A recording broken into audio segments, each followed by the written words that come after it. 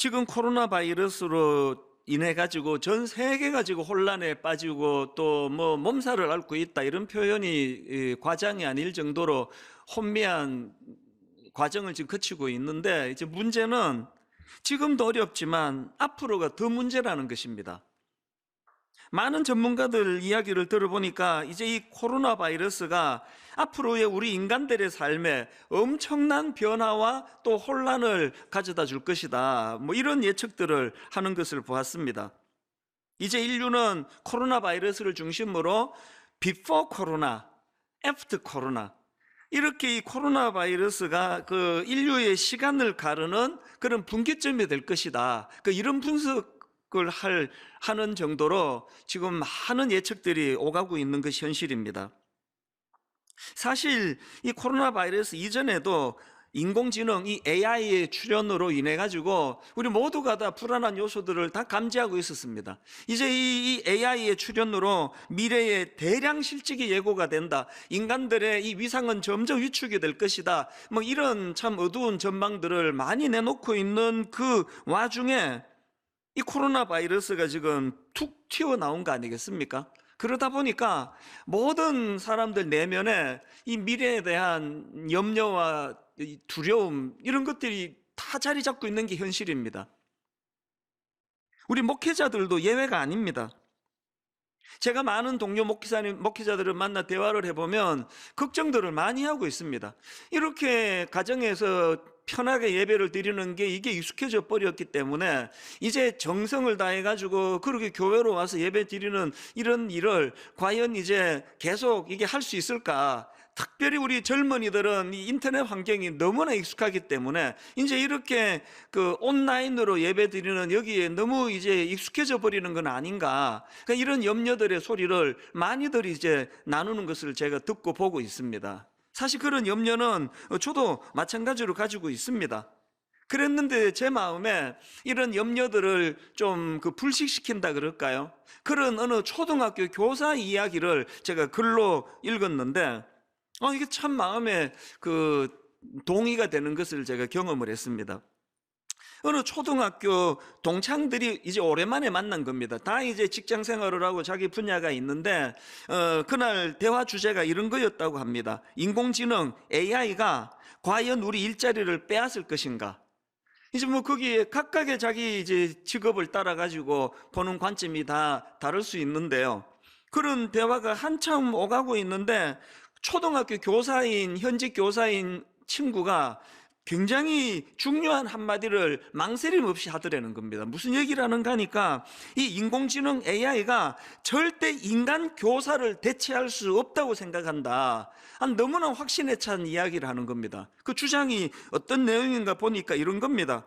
설사 이 수업 내용을 온라인 강의로 틀어주더라도 이 아이들을 교실에 앉혀서 수업을 듣게 만드는 역할은 사람 교사 말고는 아무도 할 수 없는 일이다. 이게 참 일리가 있는 이야기 아니겠습니까?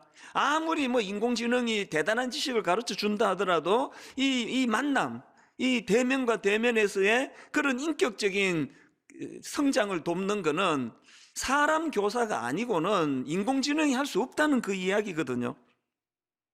저는 그 얘기를, 그 글을 보면서 교회의 역할도 마찬가지라는 생각이 들었습니다. 요즘에 언택트라는 이런 용어가 자주 되뇌어지는데요. 한마디로 말해서 이제 인류는 코로나 바이러스가 끝나더라도 비대면, 비접촉, 다시 말해서 이제 사람과 사람이 직접 만나지 않는 것이 트렌드가 될 것이다, 이런 미래에 대한 분석이 이제 이 언택트라는 단어로서 이게 표현이 되는데요. 그야말로 이제 뭐 사람과 사람을 직접 만나지 않아도 요즘에 뭐 전부 다 이제 배달해서, 음식은 뭐 오래전부터 그랬고 이제는 물건, 생필품 전부 이제 배달을 받는 시대다 보니까 이런 비대면, 비접촉이 너무나 익숙한 시대가 올 거라는 건 저도 뭐 예측을 합니다만, 그것 때문에 교회가 어려워진다고 생각하지 않습니다. 오히려 지금부터 교회가 진짜 제대로 된 이 사람과 사람 사이의 따뜻함, 사람과 사람 사이의 대화 속에서 나타나는 치료, 이런 것들을 드러내 보여줄 때라고 생각을 합니다.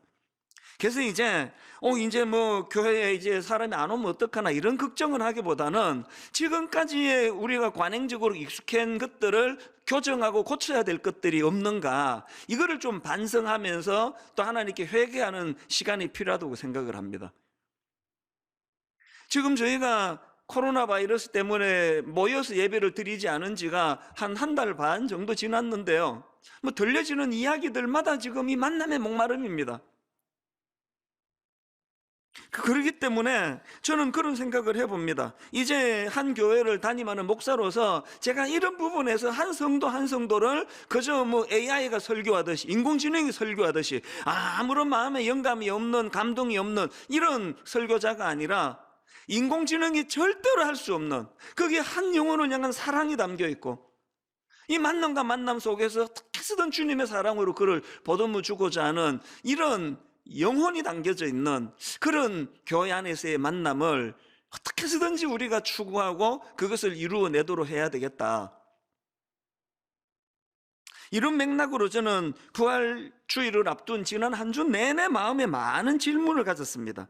정말 어렵고 힘든 터널을 지금 나라적으로, 민족적으로 지금 거치고 있는데, 이럴 때 교회가 해야 할 일이 뭘까? 교회가 할 수 있는 사명이 뭘까? 그런 생각을 가지면서 이제 이 성경 두 군데를 제가 집중적으로 묵상을 하는 시간을 가졌습니다. 한 군데는 예수님의 부활 이후의 행적을 담은 여러 성경들을 제가 찾아보고, 그러다가 제가 발견한 게 오늘 본문 사도행전 1장 3절입니다. 그래서 이 사도행전 1장 3절을 그 중심으로 해서 말씀을 묵상을 했고요. 그런가 하면은 구약에 나와 있는 열왕기 하 4장, 이 말씀을 제가 또 묵상을 하면서 거기서 하나님의 메시지를 발견하려고 애를 썼는데, 그래서 오늘 설교 본문을 이제 이 두 군데를 제가 본문으로 잡은 것입니다. 오늘 말씀을 제가 전개를 하는 과정에서 이제 이 본문으로 삼은 두 구절에서 우리 한국교회가 나아가야 될 방향, 또 우리 모든 성도님들이 꿈꾸면서 기도해야 될 그런 어떤 대안들을 함께 나눌 수 있지 않을까, 그런 생각을 해봅니다. 오늘 본문에서 우리가 발견하는 두 가지 대안 중에 첫 번째 대안이 뭐냐 하니까, 이 부활신앙으로 무장하기, 부활신앙의 기쁨과 감격을 회복하기, 이것이 우리가 반드시 회복해야 될 대안이라고 저는 생각을 합니다. 모든 분들이 다 지난 한 주 예수님이 십자가의 그 과정들을 이제 묵상을 하는 시간을 가졌겠습니다만, 저도 지난 한 주 동안에 그 예수님의 그 가상칠언이라고 그러지 않습니까? 그 고통의 십자가에서 주님이 던지셨던 7마디 말씀, 이걸 제가 이제 쭉 묵상을 하는 가운데, 그 중에 제 마음에 유난히 와닿는 한 말씀이 있었습니다. 그게 요한복음 19장 30절에 나옵니다. 예수께서 신포도주를 받으신 후에 이르시되 다 이루었다 하시고 머리를 숙이니 영혼이 떠나가시니라. 이게 얼마나 제게 은혜가 되는지 모릅니다. 다 이루었다. 그리고는 이제 십자가를 지시고 오늘 부활주일에 주님께서 부활하심으로 주님의 이 2000년 전에 이 땅에서의 사역 역할이 참 아름답게 완성이 되고 이루어지신 것을 볼 수가 있지 않습니까? 근데 제가 지난 주일날 이제 어디에다 초점을 두고 묵상을 했는가 하니까요, 이렇게 예수님께서 십자가에서 다 이루었다 선언하심으로 2000년 전 이 땅에서 주님이 하셔야 했던 그 모든 일들을 남김없이 다 하셨는데, 그렇다면은 이제 십자가 지시고 부활하시고 바로 성천하셔도 되지 않았습니까? 다 이루셨으니까. 왜 성천하지 않으시고 무려 40일간을 이 땅에 더 머무셨을까? 바로 이 질문에 대한 답을 요약적으로 해놓고 있는 게 사도행전 2장 3절이라는 사실입니다. 자, 보시겠습니까? 그가 고난받으신 후에, 그 십자가를 이야기하는 거 아닙니까? 그가 고난받으신 후에 또한 그들에게 확실한 많은 증거로 친히 계심을 나타내사 40일 동안 그들에게 보이시며, 40일 동안 그들에게 보이시며 하나님 나라의 일을 말씀하시니라. 이게 너무나 지난주 제 마음에 선명한 메시지로 다가왔습니다. 왜 예수님이 당신의 역할이 다 끝나셨음에도 성천하지 않으셨다고요? 40일 동안 그들에게 보이시며, 부활하신 주님이 그들에게 나타내 보이심으로 말미암아 예수님의 제자들과 또 그 여인들에게 부활신앙으로 무장할 수 있도록 주님이 도우시기를 원하셨다는 겁니다. 보통 이제 사도행전에서 그 사도를 위시한 수많은 일꾼들이 엄청난 능력의 그런 그 사역들을 펼칠 수 있게 된 거는 사도행전 2장에 나와 있는 예수 그리스도 성령님의 강력한 역사하심, 성령 충만을 경험했기 때문에, 성령의 능력으로 무장했기 때문에 그 수많은 사도들과 일꾼들이 능력 있는 사역을 펼칠 수 있게 되었다, 그렇게 분석을 하는데요, 뭐 100% 동의를 합니다. 그 옳은 분석이에요. 그런데 제가 이번 주간에 이제 이 흐름적으로 제자들이 경험했던 역사적인 흐름을 보니까요, 사도행전 2장에서 그들이 부활하신 주님을 그 사도행전 2장에서 이제 성령 충만을 경험하기 이전에 1장 3절에서 먼저 경험한 것이 부활하신 예수님의 나타나심을 목도한 거라는 사실입니다. 신학적으로야 뭐 이 둘을 구분할 수 없습니다만, 그냥 그들이 경험한 그 역사적인 서술로 보니까 이게 참 또 다른 의미를 가져다 주는 것을 제가 느꼈습니다. 여러분, 오늘 우리 모든 그리스도인들이 성령 충만함으로 이 시대와 민족을 섬기는 일을 행하기를 원하신다면, 사도들이 경험했던 부활하신 예수님 40일 동안 그들에게 나타내 보이시는 이 은혜, 그것을 경험한 이 부활하신 주님을 만나는 마음의 감동, 이 감동이 회복되기를 바랍니다. 이 부활하신 주님을 경험한 그 감동으로 평생을 외길 인생, 참 시대와 민족을 섬기는 사역을 했던 대표적인 인물이 사도 바울 아닙니까? 저는 이 고린도전서 15장에서 사도 바울이 가졌던 그 감동의 그 외침이 참 마음에 얼마나 울림이 되는지 모릅니다. 자, 고린도전서 15장 4절부터 8절까지 해서 이 사도 바울의 그 감동을 좀 느끼면서 한번 제가 읽어 드릴 테니까 한번 들어보시기 바랍니다.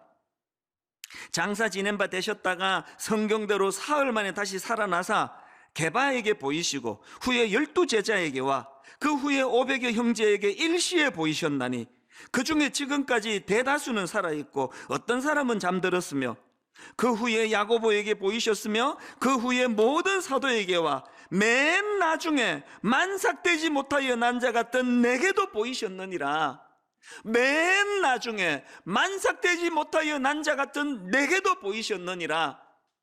여러분, 예수 그리스도께서 다 이루었다, 십자가상에서 이 땅에서의 모든 사역과 역할을 다 감당하셨지만 성천하지 아니하시고 40일 동안 그들에게 보이시며의 이 주님의 사랑의 정신이 주님의 제자들인 사도들에게 영향을 미치셨고, 이제 시간이 흘러 주님의 제자도 아니고 오히려 주님을 핍박하던 사도 바울에게도 이것이 은혜와 능력으로 나타나셨고, 2000년이 지난 저에게 이 시대의 제 삶 속에서 너무나 어려운 바닥을 헤매고 있을 때 주님의 나타내 보이시는 그 은혜 때문에 제 인생도 바뀌게 된 이 수많은 역사들이 흘러가고 있는 거 아닙니까? 그렇기 때문에 우리가 부활주일날 함께 모여 예배드리지 못하고 계란을 나누지 못하는 아쉬움, 이런 거 참 아쉽지만요, 그런 것들을 뛰어넘어 오늘 예배드리는 현장, 오늘 예배를 함께 드리는 가정 그 안에 나타내 보여주시는 하나님의 은혜, 나타내 보여주시는 부활하신 주님의 은혜를 경험하면서 그것을 감격하면서 그렇게 드려지는 부활절 예배가 되기를 바랍니다. 이 부활의 기쁨, 나타내 보여주신 하나님을 경험하는 이 기쁨, 이것이 우리가 꼭 회복해야 될 첫 번째 대안이고요. 그런가 하면 두 번째 대안이 뭐냐? 그렇게 회복된 부활신앙이라면 둘째, 그 부활신앙으로 시대와 세상을 섬겨야 한다는 사실입니다. 제가 지난주에 그 사도행전 1장 3절과 더불어 열왕기하 4장을 묵상했다고 말씀을 드렸는데요, 열왕기하 4장에 어떤 사건이 기록되어 있는가 하니까 이 수넴 여인의 외아들입니다. 너무너무 어렵게 낳은, 귀하게 낳은 외아들인데요, 그 아들이 죽습니다. 이런 절망을 기록해 놓은 게 이게 열왕기하 4장인데요. 자, 열왕기하 4장 18절, 그 비극적인 사건이 이렇게 시작을 합니다. 그 아이가 자라매 하루는 추수꾼들에게 나가서 그의 아버지에게 이르렀더니 그의 아버지에게 이르되 내 머리야 하는지라. 그랬더니 20절, 곧 어머니에게로 데려갔더니 낮까지 어머니의 무릎에 앉아있다가 죽은지라. 제가 지난주 이 말씀들을 쭉 묵상을 하면서 여기 나와 있는 이 낮까지 이 표현을 보니까 그 아들이 해가 지기 전에 죽은 걸 알 수가 있지 않습니까? 뭐 졸지에 일어난 일이에요. 그래서 저는 여기 나와 있는 그 열왕기하 4장 18절에 그 아이가 자라매 하루는, 여러분, 이런 절망적인 고통스러운 사건은요 갑자기 오는 거예요.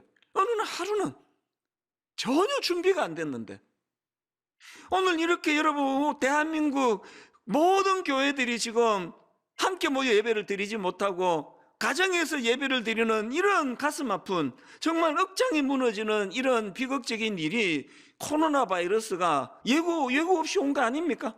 어느 날 갑자기 뭐 중국에서 뭔 일이 있다 그러더니 불쑥 찾아온 거예요. 하루는. 그러면 바로 그것이 낮까지라는 표현으로 연결이 돼가지고 이 수많은 인생이 이 갑자기 찾아온 고통스러운 일들 때문에 절규하는 거 아닙니까? 이렇게 갑자기 찾아온 절망적인 사건을 지금 수넴 여인이 겪고 있는데요. 그런데 이제 이런 그 여인의 아들이 죽는 비극이 발생한 것을 하나님의 사람 선지자 엘리사가 이제 그 아들을 살려냅니다. 더 정확하게 표현을 하자면 여호와 하나님께서 엘리사 선지자를 통하여 그 아들을 살려내십니다. 근데 제가 이 본문을 좀 주목하는 거는요, 하나님이 그 아들을 살려내시고 그 여인의 눈물을 거두시는 과정에서 두 인물이 등장을 하는데 너무나 대조적인 인물이에요. 한 인물은 하나님의 그 부활의 역사, 살려내시는 능력을 이루어내는데 수종을 든 엘리사고요. 그 한 명은, 또 다른 한 명은 그의 시종 게하시입니다. 제 원고에는요, 이 파란 글씨로 이렇게 구분을 해두었습니다. 살리는 엘리사, 살리지 못하는 게하시. 이게 참 의미가 있더라고요. 그 한 주간 제가 묵상을 하면서 이 무능력한 게하시와 하나님의 역사를 참 수종들며 보필했던 능력의 엘리사 선지자를 비교해 보니까 거기에 참 많은 메시지가 있는 걸 발견했습니다. 몇 가지로 제가 한번 비교를 해보려고 하는데요. 첫 번째로 엘리사와 게하시를 이렇게 규정지어 비교할 수가 있습니다. 냉정한 게하시, 따뜻한 엘리사.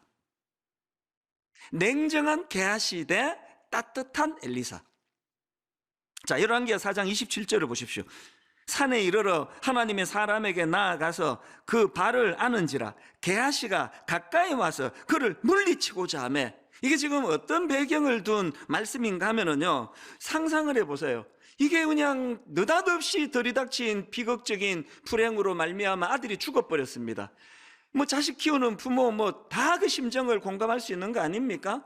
뭐 이 수넴 여인이 지금 뭐 이게 뭐 앞이 보이지 않은 거예요. 뭐 정신이 없는 겁니다. 그래서 이제 막 그 하나님의 사람 엘리사가 있다. 그에게 가서 막 그냥 그 발을 아는지라 이 표현 안에 그 여인의 뭐 혼면이 다 담겨 있는 거 아닙니까?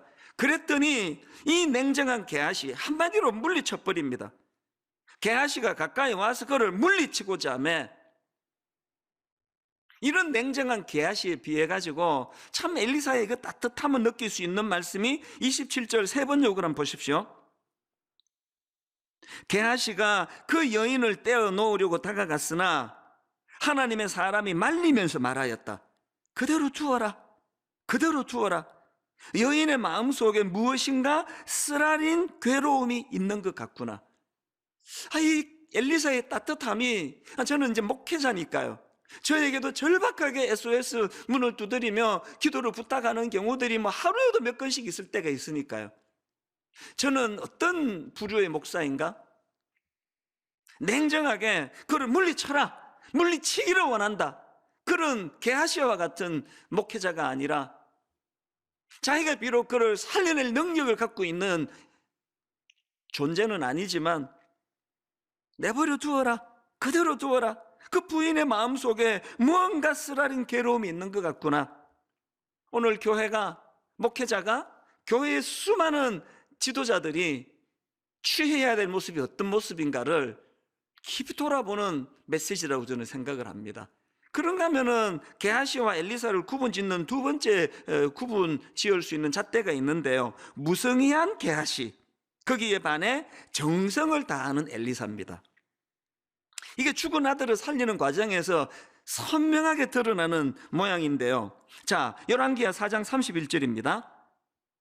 게하시가 그들보다 앞서가서 지팡이를 그 아이의 얼굴에 놓았으나 소리도 없고 듣지도 아니하는지라 돌아와서 엘리사를 맞아 그에게 말하여 아이가 깨지 아니하였나이다 하니라. 자기 종이 그 막대기 들고 가서 이렇게 한번 해봐라고 했으니 그냥 뭐 성의가 없습니다. 막대기 툭 던져보고 뭐 안 깨어나는데요, 아무 일도 없는데요. 이게 무성의한 게하시의 모습이에요. 여기에 반해가지고 온 정성을 다 기울이는 엘리사를 바로 그 다음 구절에서 볼 수 있습니다. 32절을 보십시오. 엘리사가 집에 들어가 보니 아이가 죽었는데 자기의 침상에 눕혔는지라 들어가서는 문을 닫으니 두 사람뿐이라. 엘리사가 여호와께 기도하고 아이 위에 올라 엎드려 자기 입을 그의 입에, 자기 눈을 그의 눈에, 자기 손을 그의 손에 대고 그의 몸에 엎드리니 아이의 살이 차차 따뜻하더라. 여러분, 맨 처음에 우리가 하던 기도를 드립니다. 입술을 벌려 하나님 앞에 기도합니다. 능력 많으신 여호와 하나님 불쌍히 여겨달라고 그렇게 기도를 하는데 이 간절함이, 엘리사의 간절함이 막 온 몸으로 나타나는 거 아닙니까? 뭐 어찌할 바를 모르는 그 한 아들을 잃고 고통하는 그 어머니를 생각하면서 절실한 마음으로 절박하게 온 몸으로 기도하고 있는 엘리사를 볼 수 있는데, 저는 특히 그 다음 35절에 엘리사가 너무 감동이 됩니다. 35절입니다. 엘리사가 내려서 집 안에서 한번 이리저리 다니고 그 다음에 다시 아이 위에 올라 엎드리니, 이미 아이의 살이 따뜻해지고 있었지만 엘리사는 완전히 회복이 될 때까지 다시 기도하는 거예요. 다시 온 마음이 실려 있는 걸 느낄 수 있는 거 아닙니까? 지금 코로나 바이러스로 경제적으로 어려움 겪는 분도 너무 많으시고, 또 감염이 돼서 제가 아는 후배도 지금 어머니가 지금 양성 반응이 났다고 기도 부탁을 해왔는데 계속 제 마음에 머물러 있습니다. 너무너무 지금 어려움을 겪는 분들이 많은데요, 지난주에 유명한 신학자 NT 라이트가 그 시사주간지 타임에 이제 이 코로나 바이러스 관련해서 글을 기고했다는데 그 한 대목이 참 저를 감동시켰습니다. 이런 내용입니다. 우리에게 필요한 것은 애통이라는 성경의 전통을 회복하는 일이다. 무슨 일을 설명하는 것은 그리스도인의 소명이 아니다. 이 대목이 정말 저에게 많은 생각을 했습니다. 무슨 일을 설명하는 것은 그리스도의 소명이 아니다. 제가 갖고 있는 직업병이 뭡니까?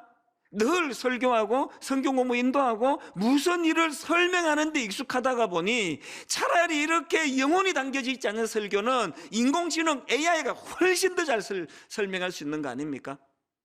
NT 라이트가 강조하는 게 뭡니까? 우리에게 필요한 거는 애통, 함께 슬퍼하는 거, 그 눈물을 공감해 주는 거, 애통이라는 성경의 전통을 회복하는 거라는 겁니다. 무슨 일을 설명하는 것은 그리스도인의 소명이 아니다. 대신 애통해야 하는 것이다. 자가격리 중이더라도 성령이 우리 안에서 애통해야 할 때 우리는 하나님의 사랑이 깃드는 작은 성전이 된다. 여러분, 엘리사에게서 우리가 배워야 되는 너무나 중요한 소중한 정신이 뭡니까? 이 아들을 죽이고 살리고 하는 건 내가 할 수 있는 일이 아니지만 그 여인의 눈물을 공감하는 능력, 그 여인의 애통함을 내 애통으로 수용할 수 있는 능력. 지난주에도 보고를 드렸습니다만 미자립교회 월세 대납 운동이 지난 금요일로 끝이 났거든요. 총 누적 헌금액이 32억 8천여만 원이라고 하는, 그리고 은행 계좌 이체 건수가 무려 17,700건이라고 하는 기적적인 열매로 미자립 교회, 그리고 또 코로나 바이러스로 신음하는 분들을 섬기는 사역이 정리가 됐습니다. 제가 누차 강조하지만요, 이거는 분당 우리 교회가 자랑하면 안 되는 사건이에요. 왜냐하니까 너무나 많은 교회들이, 너무나 많은 성도님들이, 심지어 해외에 있는 성도님들이 함께 동참해서 이루었고, 우리는 그냥 장만 제공했을 뿐입니다. 그리고 이런 사역을 분당 우리 교회만 하는 것처럼 떠벌려서 안 됩니다. 지금 너무나 많은 교회들이 이 정신으로 일을 하고 있는 걸 제가 알고 있거든요.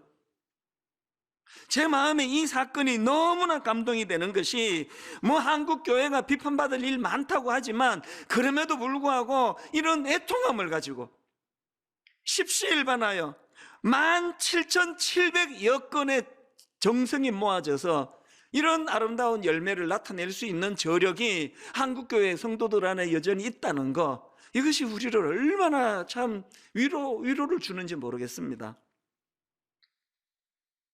그런가 하면 마지막 세 번째로 이 게하시와 엘리야를 구분짓는 잣대가 하나 더 있는데, 이렇게 제가 정리해 봤습니다. 지팡이만 의지하는 게하시, 여기에 반해서 여호와 하나님을 의지하는 엘리사예요. 열왕기하 4장 31절을 다시 보십시오. 게하시가 그들보다 앞서가서 지팡이를 그 아이의 얼굴을 놓았으나, 너무나 세속적인 인간이에요.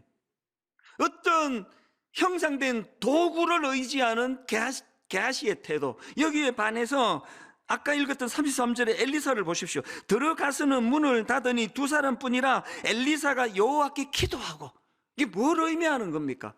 그가 의지하는 건 지팡이가 아니에요. 그가 의지하는 건 어떤 도구가 아니에요. 그가 의지하는 건 여호와 하나님입니다. 그래서 기도가 나오는 거 아닙니까? 그런가 하면 27절 하반절에 나오는 엘리사의 모습도 너무 귀한 모습이에요. 하나님의 사람이 이르되 가만두라, 그의 영혼이 괴로워하지만은 여호와께서 내게 숨기시고 이러지 아니하셨도다 하니라. 여기에 선지자 엘리사의 정직함이 있는 거 아닙니까? 자기는 전지전능한 사람이 아니라는 거예요. 모든 걸 다 꿰뚫는 사람이 아니라는 거예요. 하나님이 알려주시는 것만 아는 존재라는 거예요. 내가 목사기 때문에 너무 잘 알아요. 거짓된, 과장된, 나는 저 성도들과는 차별화된, 나는 저들이 모르는 걸 다 알고 있는 듯한 이런 태도를 가진 지도자들은, 여러분 이제 국회의원 선거가 이제 3일 뒤에 일어나는데 정당을 불문하고 엘리사처럼 이런 정직한 지도자들이 많이 배출이 되기를 원합니다. 모든 능력의 원천은 나에게서 나오는 것이 아니기 때문에 나 잘 모른다, 이런 사람만이 하나님께 기도할 수 있는 거 아닙니까?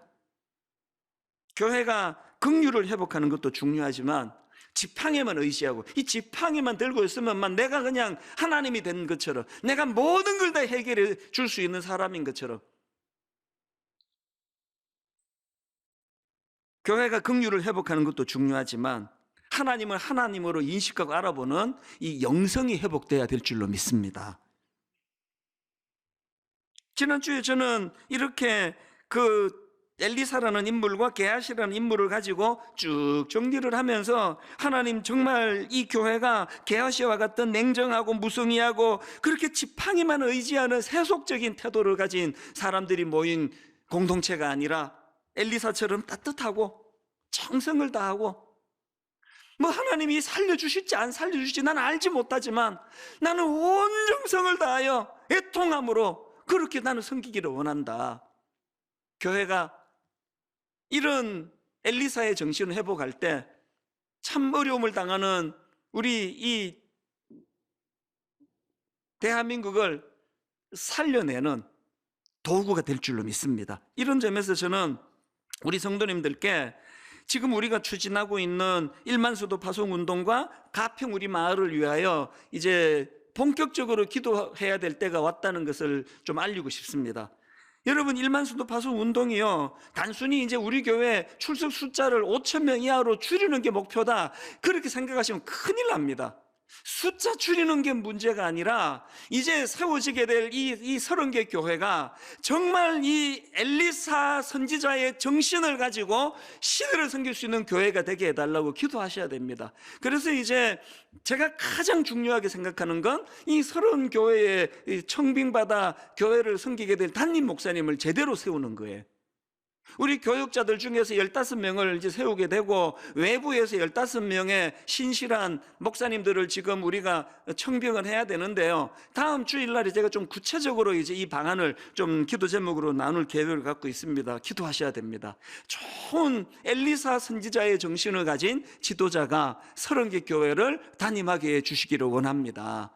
그런가 하면은 또 한 가지 기도해 주셔야 됩니다. 가평 우리 마을 연로하신 한 할머니 권사님의 눈물이 배어있고 땀이 배어있고 그 수고한 결정체의 그 엄청난 참 그 귀한 물질을 재산을 약자를 위해서 쓰달라고 하는 그 마음으로 출발한 게 가평 우리 마을이고요. 그런가 하면은 가평에 2만 평의 땅 이거 우리 자식한테 물려주면 그 아이 망친다, 그렇게 의미 있게 써달라고 어떤 또 젊은 부부께서 기증해 주신 그곳으로 시작한 게 가평 우리 마을인데요.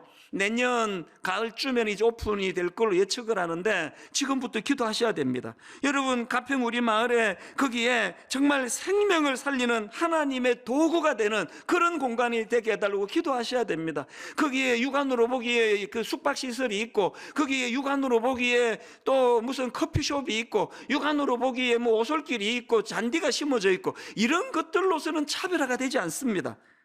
어떻게든지 간에 가평 우리 마을이 이 엘리사의 섬김의 정신이 살아있어 절망하는 그 수냄 여인을 치유하는 그런 공간이 되기를 원합니다. 저는 가평 우리 마을이 마음으로 설레는 꿈을 갖고 있습니다. 우리 장애인 청년과 비장애인 청년들이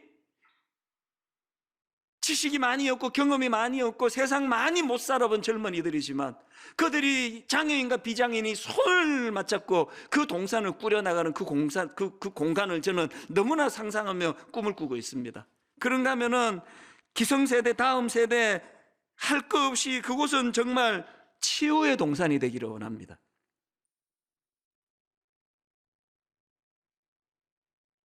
다음 주일날 제가 좀 구체적으로 이 기도 제목을 드리려고 하는데 제가 지금 온 교회적으로 꾸기를 원하는 꿈이 있다면요, 가평 우리 마을에서 생겨나는 그 수익금을 가지고 궁극적으로 장애인 양로원을 세우는 꿈이 있습니다. 이런 표현이 뭐 적절한 표현인지 아닌지는 모르겠습니다만 이제 연세가 들어가는 장애인들에게 그 부모님들이 최근에도 들어보니까요 80대 그 아버지가 50대 장애인 자녀를 놓고 너무나 근심을 하고 있다는 이야기를 제가 들었거든요. 장애인 양로원이 세워진다면 저는 수십 번 이 가슴 아픈 말을 반복해서 들었는데요, 장애인을 둔 모든 부모님의 눈물이래요. 나는 이 아이보다 하루 더 살고 죽기를 원합니다. 이것만큼 슬픈 이야기가 없잖아요. 가평 우리 마을에서 이제 안심하고 자녀를 맡길 수 있는 그런 장애인 양로원의 꿈, 이 꿈을 우리가 같이 꾼다 할 때 거기에 하나님이 기뻐하시는 엘리사의 심정이 녹아나는 줄로 믿습니다. 그래서 제가 오늘 여러분 부탁이 하나 있는데요, 우리 홈페이지에 들어오셔가지고 두 가지를 해주셔야 됩니다. 하나는 뭐냐, 이 가평 우리 마을이 어떤 동산이 되기를 원하는지를, 이런 동산이 되면 좋겠다, 이런 것들을 여러분들이 좀 아이디어를 제공해 주시고요. 두 번째 부탁은 각 분야의 전문가들의 조언이 필요합니다. 여기 숙박시설은 어떻게 운영하는 게 영감이 묻어나고 여기에 그 커피숍은 세상의 화려한 커피숍과는 차별화된 치유가 일어날 수 있는 그런 커피숍이 될 수 있는지, 이걸 어떻게 운영을 해야 되는지, 장애인은 어떤 일을 하고 비장애인은 무슨 일에 또 종사를 하고, 그 오솔길 하나하나에 그냥 향기 나는 나무가 심어져서 좋은 것이 아니라 그 동산 하나에 창조지수로 느낄 수 있는 이런 것들을 만들기 위해 전문가들의 도움이 필요합니다. 어제 오전에도요 이 일을 위하여 참 마음을 써주시는 전문가 카피라이터 두 분을 만나 대화를 하면서 그 전문성에 너무 감사했고 그 정성에 너무 감사했습니다. 여러분 이거 아십니까? 가평 우리 마을을 지금 설계해 주신 교수님이, 건국대 교수님이요, 은퇴하셨지만 뿌띠 프랑스라고 하는 너무나 명소, 이걸 설계해 주신 분이세요. 그 교수님이 고맙게도 지난 몇 년 동안에 재능 기부, 이 의미를 크게 보셔가지고 지금도 일주일에 한 번씩 공사 현장에 가셔서 그렇게 섬기고 계시는 분이에요. 너무나 이 전문가에게 아무런 그 사례비를 드리지 못하는 게 인간적으로는 너무너무 죄송하지만, 이런 전문가들의 땀이, 수고가 이제 하나님께서 기뻐하시는 치유가 일어나는, 세상과는 너무나 차별화된 그런 동산으로 만드는 밑거름이 되지 않을까, 그런 생각을 하게 됩니다. 오늘 드려질 부활주일 헌금, 이제 전액을 가평 우리 마을을 위하여 이제 사용하기로 그렇게 저희가 결의를 했습니다. 결론을 맺습니다. 앞에서 말씀드렸지만 그동안 한 달 가까이 진행되어 오던 코로나 바이러스와 미자리 교회 월세 대납 운동을 은혜롭게 잘 마무리가 됐는데요, 제가 어제 최종 보고를 들어보니까 이 신청서를 제출해 주신 미자리 교회가 무려 5천여 교회예요. 교단을 불문하고 제비뽑기로 지원교회를 선정을 했는데요, 약 이리저리 다 합쳐서 900여 교회를 섬길 수 있게 된 거 너무나 감사하게 생각합니다. 그런데 여러분, 조금 결산은 하는 어제 저녁 무렵이에요. 이 일을 담당하던 교역자가 짧은 메일을 한 통 보내왔는데 마음이 먹먹해지는 것을 경험했습니다. 그 짧은 메일을 소개해드리고 오늘 말씀을 마치기를 원합니다. 내용이 이렇습니다. 점심 식사 후 서류 추첨된 몇몇 교회에 전화를 하던 중 한 교회는 목사님이 전화를 받지 않고 사모님이 받으시길래 사정을 물어보았습니다. 목사님이 주중에 건설 일용직에서 노동을 하고 대리 운전을 하고 있어 전화를 잘 못 받으시기 때문에 사모님 번호를 적어 두었다고 설명해 주셨습니다. 다시 남편 목사님 전화번호를 물어 목사님께 전화를 드렸더니 지원금 이야기는 꺼내지도 않았는데 그 목사님 전화를 잡고 한참을 통곡하고 우셔서 관로하고 옆에 있는 사람들에게 다 들릴 정도로 우셨습니다. 제가 참 민망하고 가슴이 먹먹했습니다.